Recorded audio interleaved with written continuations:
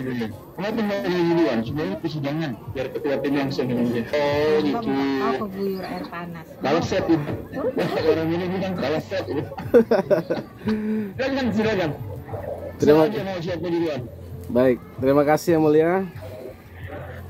Saudara saksi dengar jelas suara kami? Jelas Pak. Ya. Saksi Pak Indra Surya Bakti Simatupang, anggota Badan Anggaran DPRD Kabupaten Labuan Batu Utara. Sejak kapan Pak? Ya tahun 2010 Pak. Ya, 2010 sampai sekarang. Sampai sekarang sebagai ketua DPRD Labuan Batu Utara, ya. merangkap sebagai ketua Badan Anggaran DPRD Labuan Batu Utara. Ya. Mohon izin ketua, saya panggil saudara saksi ya, Pak Ketua ya, Ketua Dewan ini Pak, yang mulia. Nah, saudara saksi dihadirkan dalam persidangan ini sebagai saksi yang meringankan terhadap terdakwa Haji Kharudin Shah Sitorus ya, selaku Bupati Kabupaten Labura saat itu 2010 sampai dengan 2015. Terkait dengan biaya pemungutan PBB sektor perkebunan tahun anggaran 2013, 2014 dan 2015 ya Pak Ketua. Nah, yang kami tanyakan kepada saudara saksi ya, mohon saksi jelaskan tentang mekanisme penganggaran APBD atau PAPBD Kabupaten Labuan Batu Utara tahun anggaran 2013, 2014 dan 2015. Bisa saksi jelaskan? Siap. Yang mulia yang kami hormati, anggaran dan pendapatan belanja daerah setiap tahunnya ditetapkan dengan peraturan daerah yang didahului dengan persetujuan bersama antara pemerintah daerah dengan DPRD Labuan Batu Utara. APBD Labuan Batu Utara ini disusun oleh pemerintah daerah dengan memperhatikan kepentingan kesejahteraan rakyat dan kemampuan keuangan dan kemampuan pendapatan daerah Labuan Batu Utara.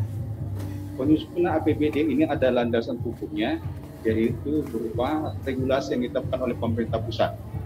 Namun kami juga DPRD Labuan Batu Utara menindaklanjuti dengan menerbitkan peraturan DPRD terkait penyusunan dan pedoman penyusunan anggaran pendapatan belanja daerah, baik itu murni maupun P.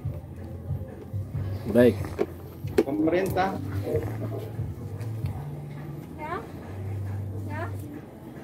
ya silakan. Lanjut Pak. Lanjut Pak. Ya. Ya, lanjut Pak. Pemerintah Labuan Batu Utara menyampaikan Agak didekatkan Pak supaya lebih dokumen rancangan PPAS, kebijakan umum anggaran dan prioritas plafon anggaran sementara. Jadi kami menetapkan anggaran pendapatan belanja daerah itu 2 kali paripurna Pak. Pertama, kami melaksanakan paripurna kebijakan umum anggaran dan prioritas plafon anggaran sementara. Setelah selesai paripurna KUA dan PPAS, akan dilanjutkan paripurna berikutnya, yaitu paripurna untuk membahas dokumen APBD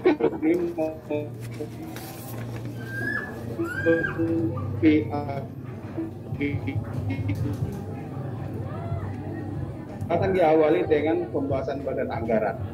Setelah selesai pembahasan di badan anggaran, akan dilanjutkan pembahasan di komisi-komisi. Selanjutnya setelah selesai pembahasan di komisi, dilanjutkan lagi rapat sinkronisasi antara badan anggaran dengan komisi-komisi. Di mana komisi-komisi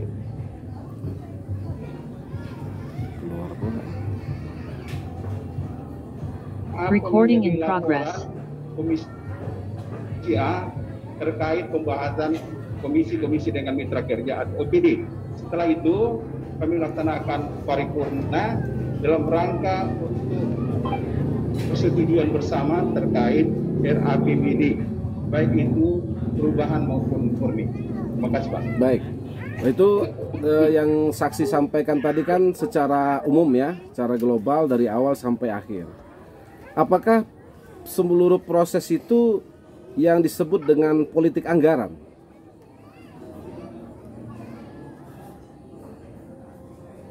Kemudian Pak, setelah sudah disetujui bersama antara pemerintah Batu Utara dengan DPRD, selanjutnya pemerintah Labuan Batu Utara menyampaikan kepada gubernur untuk dilakukan evaluasi terhadap rancangan APBD maupun rancangan perubahan APBD. Setelah evaluasi gubernur selesai dilakukan, gubernur menyampaikan surat kepada ketua DPRD untuk melakukan rapat tentang penyempurnaan dan penyesuaian terhadap evaluasi gubernur untuk evaluasi terhadap rancangan APBD maupun rancangan perubahan APBD. Setelah itu, setelah selesai rapat penyesuaian, maka DPRD Labuan Batu Utara, pimpinan DPRD membuat suatu keputusan, dan untuk inilah dijadikan bupati pemerintah daerah untuk menetapkan peraturan daerah tentang APBD perubahan. Ya, baik. Cukup panjang ya prosesnya, saksi. Kami mau lebih spesifik pada saat saksi sebagai anggota Badan Anggaran DPRD Labura saat itu, ya.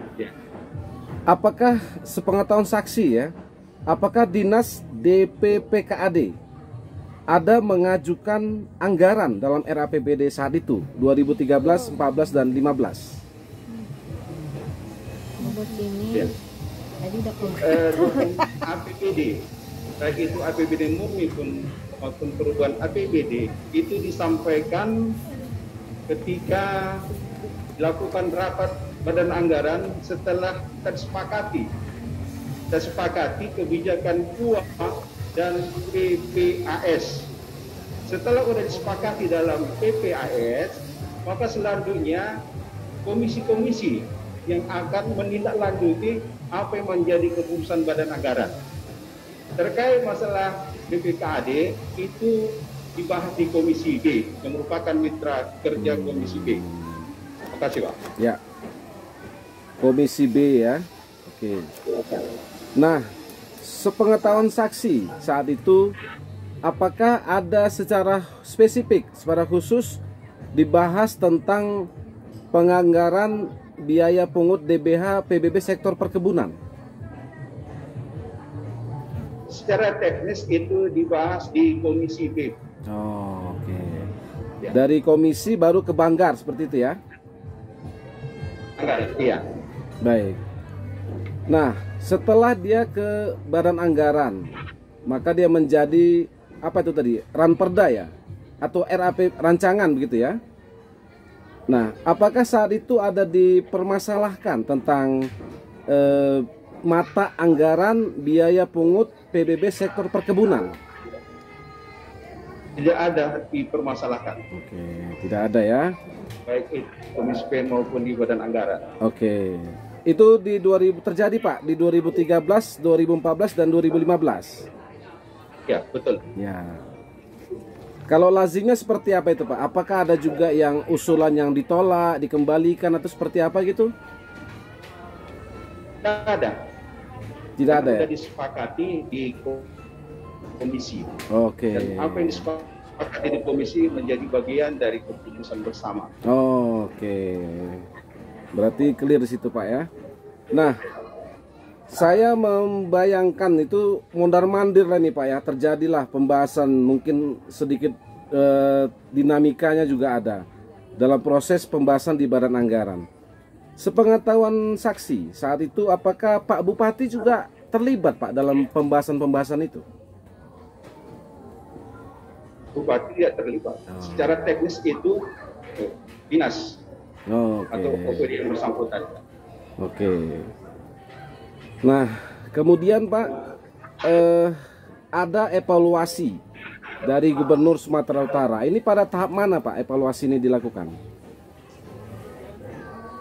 Setelah DPRD Labuan Batu Utara menyetujui bersama terhadap rancangan APBD, baik itu murni maupun perubahan, itu disampaikan kepada Gubernur untuk dilakukan evaluasi. Setelah kami terima evaluasi dan kami sempurnakan sekaligus kami sesuaikan, ada persoalan kami temui di situ. Oke. Jadi secara umum tadi RAPBD ini tadi tentu di dalamnya ada mata anggaran yang termasuk biaya pungut DBH sektor perkebunan tadi itu Pak ya? Iya. Ya. Nah, saksi pernah menerima atau melihat hasil evaluasi dari gubernur tersebut? Ya, lihat. Ya. Pada pokoknya apa? Baca dan kami. Ya, pada pokoknya apa itu evaluasi gubernur terhadap RAPBD saat itu, Pak? Bahwasanya tidak ada mempersoalkan terkait apa yang diperkarakan dalam persidangan ini. Oh, oke. Nah, apakah itu juga artinya persetujuan oleh Gubernur Sumatera Utara untuk disahkan menjadi APBD? Ya, karena sudah kami bahas dalam rapat penyesuaian, maka itu bagian dari aturan daerah terhadap APBD. Kemudian menjadi perda itu tadi Pak ya? Perda APBD. Dituangkan dalam perda itu Pak ya? Nah, kemudian dituangkan disahkan dalam perda APBD tahun anggaran 2013, 2014 dan 2015. Ya, betul. Ya, betul. Nah, selanjutnya Pak, sudah ada perda. Bagaimana mekanisme pelaksanaannya, realisasi dari perda itu Pak? Setelah terbit peraturan daerah itu akan ditindaklanjuti dengan aturan pelaksananya, yaitu berupa peraturan bupati terkait penjabaran kerja APBD. Ya. Peraturan bupati. Secara teknis Pak, untuk pelaksanaan atau realisasi suatu mata anggaran, apakah juga dibutuhkan semacam SK bupati seperti itu Pak? Karena sudah ada perda, maka ada aturan pelaksananya berupa peraturan bupati. Ya. Peraturan bupati atau SK bupati juga Pak ya? Nah, seterusnya begitu Pak. Seterusnya jadi, begitu. OPD inilah yang akan menindaklanjuti apa menjadi termasuk dalam apa peraturan daerah ataupun dari peraturan kepala daerah. Tersebut. Jadi jika kemudian Pak ada SK Bupati untuk realisasi terhadap suatu mata anggaran, apakah ini dapat dikatakan SK Bupati ini untuk melaksanakan perda?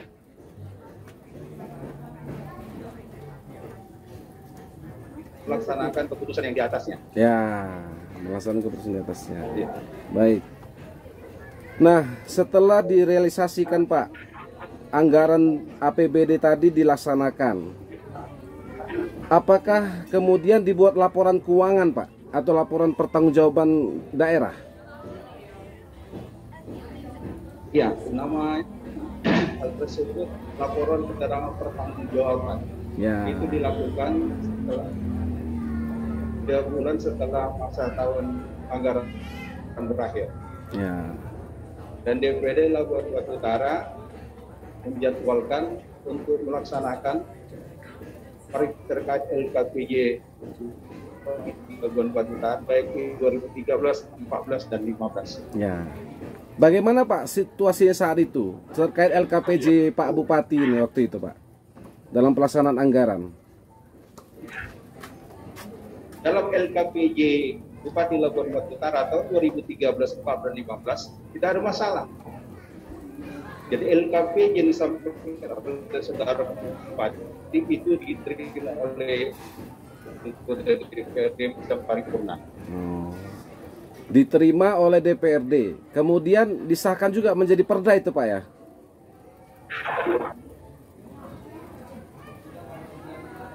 berupa peraturan daerah. Ya. Artinya DPRD menerima pertanggungjawaban keuangan bupati saat itu, Pak ya? Ya. Ya. Nah, kemudian Pak, Ya. LKPD tadi yang saksi ketahui, apakah LKPD di setiap tahun anggaran itu diaudit oleh BPK?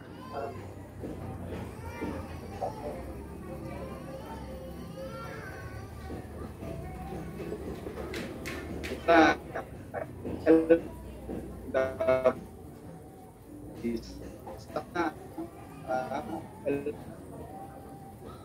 perintah daerah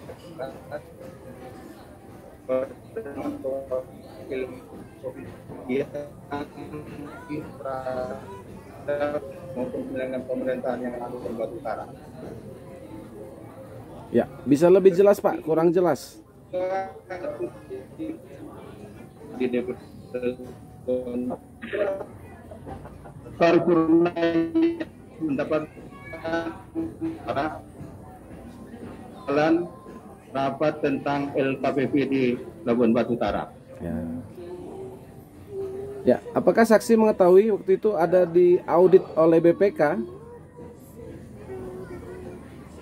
Dalam LHP BPK RI Perwakilan Provinsi Sumatera Utara di tahun 2013, 14, 15 tidak ada kami temui terhadap persoalan apa yang menjadi substansi dari perkara di persidangan.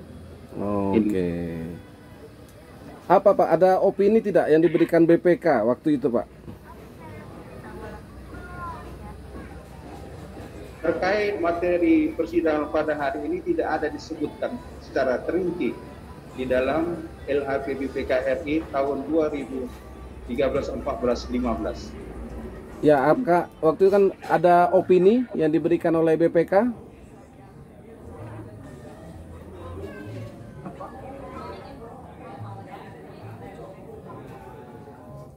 Opini WTP. Oke. Opini yang diberikan oleh BPKR Provinsi Sumatera Utara wajar tanpa pengecualian. Ya. Nah, setelah ada opini yang WTP dari BPK itu Pak, apakah saksi mengetahui Pemda Labura saat itu juga menerima penghargaan dari Menteri Keuangan Pak? Ada Pak, Ya. sebagai bentuk penghargaan dan pengakuan oleh pemerintah pusat terhadap kinerja Bupati Labuan Batu Utara. Ya. Baik Pak, saksi terkait dengan mekanisme proses penganggaran APBD atau PAPBD Labura di tahun anggaran 2013, 2014, dan 2015. Apakah ada yang ingin saksi terangkan lagi, tambahkan lagi? Izin yang mulia, bahwa Bupati Labuan Batu Utara, ayo pemirsa, mulai Bupati 2010 sampai 2015 ini adalah merupakan sosok bupati yang menjadi idola di Kabupaten Labuan Batu Utara. Labuan Batu Utara ini kan dibentuk tahun 2008 melalui Undang-Undang 23 2008 tanggal 21 Juli 2008. Labuan Batu Utara ini banyak daerah-daerah selama yang sebelum pemekaran banyak yang terisolir. Sejak kepemimpinan Bupati Labuan Batu Utara, Pak Haji Darudin Sitorus, banyak daerah-daerah yang terisolir. Sekarang pembangunannya sudah tercapai akses jalan ke daerah-daerah yang terisolir. Sehingga apa menjadi harapan para pemerkasa pemekaran bahwa tak tercipta pemerataan pembangunan di seluruh kecamatan yang ada di Kabupaten Batu Utara. Kali pelayanan masyarakat itu tercipta sehingga pemerintahan Labuan Batu Utara di bawah kepemimpinan Haji Buyut Sitorus ini memang mendapat apresiasi baik dari pemerintah pusat, provinsi maupun daerah Labuan Batu Utara. Dan ini terbukti Pak Majelis yang kami lihat, sosok figur dari Haji Buyut Sitorus ini memang betul-betul idola. Sehingga terbukti ketika pemilu pilkada tahun 2021 yang lalu, ini anak Pak Haji Buyut ini terpilih menjadi Bupati Labuan Batu Utara. Sehingga inilah merupakan bukti bahwa Labuan Batu Utara masih mencintai yang namanya Bapak Haji Harudin Sitorus atau alias Haji Buyung. Sampai sekarang kepemimpinan beliau tetap dikenang dan telah menjadi idola di Kabupaten Labuan Batu Utara. Ya. Sudah mulai lagi. Ya, itu saksi. Apakah tadi itu Ya. termasuk pembangunan di Sebrombang? Sudah bagus jalannya? Labuan Batu Utara. Sungai Berompang itu Labuan Batu Utara. Ya. Labuan Batu. Bapak, yang sebut-sebut kampung saya Bapak. Labuan Batu tuh Pak. Labuan Batu Sungai Berompang. Cukup ya boleh, cukup. Jadi Pak Haji Buyung ini kan semua kalangan Pak. Dekat dengan semua suku dan golongan. Iya. Ya nggak bisa terserah. Teti dingin. Teti panas dia. Cukup ya mulia. Ini pertanyaan sudah Bapak. Ya, terima kasih Pak Ketua Indra Surya Bakti Simatupang. Iya. Ini Bapak ada pertanyaan yang di sini cukup. Saudara penuntut umum.